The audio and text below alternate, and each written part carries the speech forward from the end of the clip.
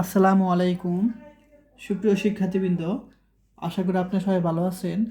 আজকে আমরা linear algebra সাবজেক্টের চ্যাপ্টার 1.3 টাইপ 7-এর ইসারণ আকারে প্রকাশ করো কয়েকটি প্রশ্ন নিয়ে আলোচনা করব ইনশাল্লাহ। তো এখন আমি 1 নম্বর প্রশ্ন সলিউশন করব। 2020 সাল চলে আসছে।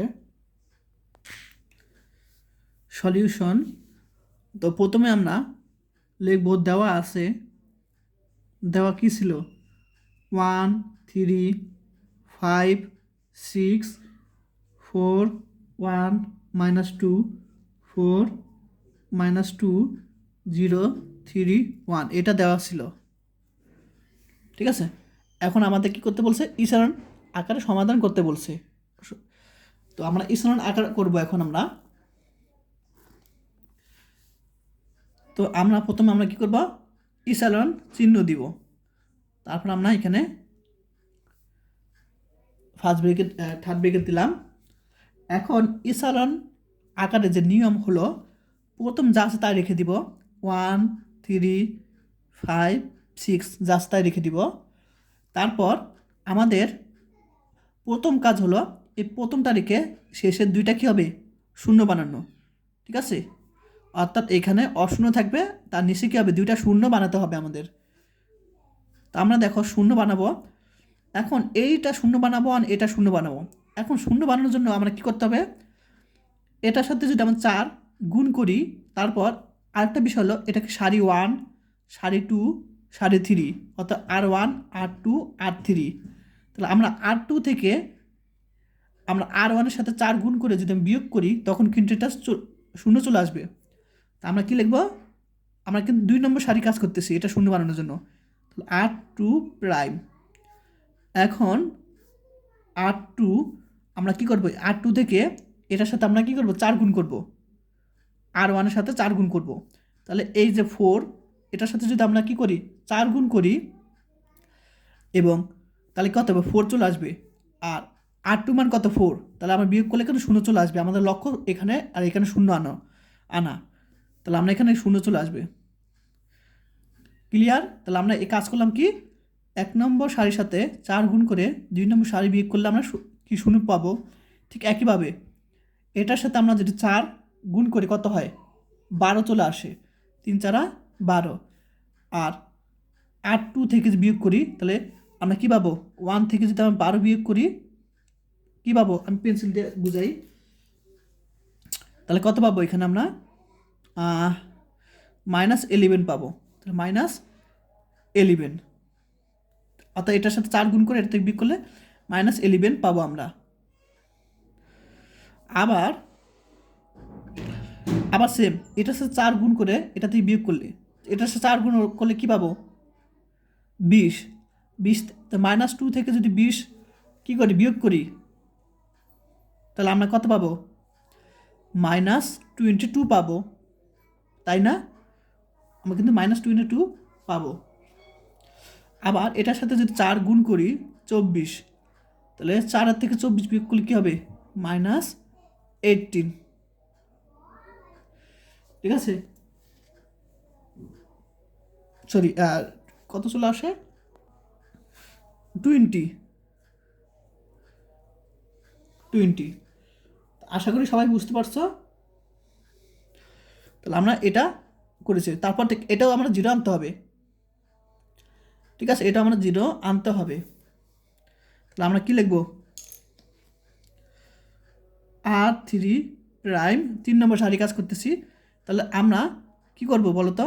এটার সাথে আমরা 2 গুণ করে, 1 নম্বর সারির সাথে 2 গুণ করে 3 নম্বর সারি যোগ করলে কিন্তু এটা শূন্য চলে আসে। 3 নম্বর সারি কাজ করতেছে R3 প্রাইম। তাহলে আমরা R3 + 2 R1। তাহলে এটার সাথে আমরা কি করছি? 2 গুণ করেছি, তারপর এটার সাথে কি করছি? যোগ করেছি, 3 নম্বর সারি যোগ করেছি, তাহলে শূন্য চলে আসে। আবার এটার সাথে আমরা কি 2 গুণ করেছি? 6-এর সাথে এটা যোগ করলে কী হবে? 6। আবার এটার সাথে আমরা কি 2 গুণ করছি? 10-এর সাথে এটা যোগ করলে 13 চলে আসে। আবার এটার সাথে 2 গুণ করছি 12-এর সাথে এটা যোগ করলে কত চলে আসে? 13। তো আশা করি বুঝতে পারছো সবাই আমাদের প্রথম কাজ কি, প্রথম লাইন রেখে আমরা কি এটা নিচে কি দুইটা জিরো বানাতে হবে, ইসালনের নিয়ম। আশা করি এ পর্যন্ত বুঝতে পারছো সবাই। এরপর পরবর্তী স্টেপ কি, এই দুইটা রেখে এটা আমাদের জিরো বানাতে হবে, এটা তোমার পরবর্তী স্টেপ। ঠিক আছে, তাহলে আবার ইসালন দিব। আচ্ছা, তাহলে আমরা প্রথম দুইটা লাইন রেখে দিব আমরা। ঠিক আছে, প্রথম যা আছে দুইটা রেখে দিব, 1 3 5 6 0 -11 -12 -20। ঠিক আছে, তো আমরা প্রথম দুইটা রেখে দিব অ্যান্ড আমাদের কাজ কি এটা জিরো বানাতে হবে। তো প্রথম ধাপ হলো প্রথমটা রেখে নিচে দুইটা জিরো বানানো। দ্বিতীয় ধাপ হলো যে প্রথম দুইটা রেখে অথবা প্রথম দুইটা সাইডে একই রকম রেখে এরকম রেখে এটাকে জিরো বানাতে হবে, দ্বিতীয় স্টেপ। এখন এটা জিরো বানাবো কীভাবে? এখন এমনভাবে আমাদের কাজ করতে হবে, মনে করো তুমি যদি সাপোজ এটা জিরো বানাতে গিয়ে এখানে যদি আমরা শূন্য বাদ দিয়ে দিই তাহলে কিন্তু হবে না। মনে করো আমরা এই 1 নম্বর সারির সাথে 3 নম্বর সারি যোগ বিয়োগ করে আমরা এই জিনিসটা শূন্য আনলাম, কিন্তু এখানে তখন শূন্যটা চলে গেল, তাহলে কিন্তু হবে না। তাহলে আমাদের এমনভাবে করতে হবে যাতে এই দুইটা শূন্য থাকে, এখানেও শূন্য থাকে, এরকম আকারে আনতে হবে আমাদের। তাহলে আমরা এই দুইটার মধ্যে কাজ করতে হবে। এটার সাথে যদি আমরা যোগ বিয়োগ করি তখন কি এখানে একটা মান চলে আসবে শূন্য ব্যতীত, তাহলে হবে না। তাই এই দুইটার মধ্যে যদি কাজ করি তাহলে কিন্তু এখানেও শূন্য থাকবে, এখানেও শূন্য হবে। তাহলে আমরা কি করব বলতো, এটা জিরো বানানোর জন্য এটা কয় নম্বর সারি? 3 নম্বর সারি কাজ, আর 3 প্রাইম। এখন এটা জিরো বানানোর জন্য আমরা কি করব, এই দুইটার মধ্যে কাজ করব, তাহলে কি হবে, এটাও জিরো হবে, কি এটাও জিরো হবে। আচ্ছা, এখন আমি তাহলে এটার সাথে যদি আমি 11 গুণ করি এবং এটার সাথে যদি আমি 6 গুণ করি, তারপর যদি যোগ করি তাহলে কিন্তু এটা শূন্য চলে আসে। তাহলে আমরা কী করব, এটা কত? 3 নম্বর সারি, তাহলে 3 নম্বর সারির সাথে 11 আমরা কি করব, গুণ করলাম প্লাস 2 নম্বর সারির সাথে আমরা 6 কী করলাম, গুণ করলাম। এখন দেখো এটার সাথে যদি 6 গুণ করি -16 চলে আসে, আর এটার সাথে যদি আমরা 66 চলে আসে, আর এটার সাথে যদি আমরা 11 গুণ করি কত, +66 চলে আসে। তাহলে এই দুইটা যোগ করে আমি কি পাবো, এই পাশে কী হবে, শূন্যর সাথে কোনো কিছু যোগ বিয়োগ করলে শূন্যর সাথে কোনো কিছু কী হবে, গুণ করলে শূন্যই হয়। অর্থাৎ এখানে এটা খেয়াল করো, 3 নম্বর সারি কাজ করতেছি। তাহলে দেখো খেয়াল করো, তো এখানে 3 নম্বর সারি কি শূন্যর সাথে 11 গুণ করলে শূন্যই থাকবে, প্লাস 2 নম্বর সারির সাথে 6 গুণ করলে শূন্যই থাকবে। আবার একটু আগে যে করলাম এটার সাথে 11 গুণ করলাম এবং 2 নম্বর সারির সাথে কি 6 গুণ করলাম, তো যোগ বিয়োগ করে আমরা কি পাবো, শূন্যই পাবো। আবার সেম এটার সাথে আমরা কি করতে হবে, 11 গুণ করতে হবে। তাহলে 11 যদি গুণ করি, 13 সাথে 11 গুণ করলাম 143, তারপর প্লাস 6 সাথে এটার সাথে কি 6 গুণ করতে হবে, 2 নম্বর সারির সাথে 6 গুণ করতে হবে, তো -6 ইন্টু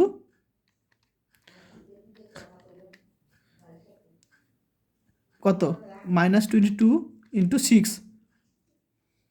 কত আমাদের চলে আসে -132। ক্লিয়ার? তাহলে এইটুক এটার সাথে 11 গুণ করে এটা পাবো, প্লাস এটার সাথে 6 গুণ করে আমরা -32 পাবো। এখন ক্যালকুলেশন করি, 143 -132 11 পাবো। এখন কত, 11। আবার সেম এটার সাথে আমরা কি করব, 11 গুণ করব, 143 প্লাস এটার সাথে আমরা কি 6 গুণ করব, তাহলে 6 এর সাথে গুণ করলে কত হবে, -100 20। এখন আমরা যদি ক্যালকুলেশন করি তাহলে কত পাবো? 143 মাইনাস 120, 23 পাবো। তাহলে এখানে হবে 23। আমাদের কিন্তু এটাই কি ইসলান আকার। তাহলে ইসলান আকার নিয়ম কি? প্রথমটা রেখে নিচে 0 বানাতে হবে। আবার পরবর্তী ধাপ হলো কি, এর প্রথম দুইটা রেখে এটা 0 বানানো। ঠিক আছে, তাহলে 0 বানানো শেষ। তাহলে আমাদের এই পর্যন্তই কি কাজ শেষ, আর কোনো কাজ নাই। ঠিক আছে, আচ্ছা তাহলে এটাই কি ইআই নির্ণয়, ইআই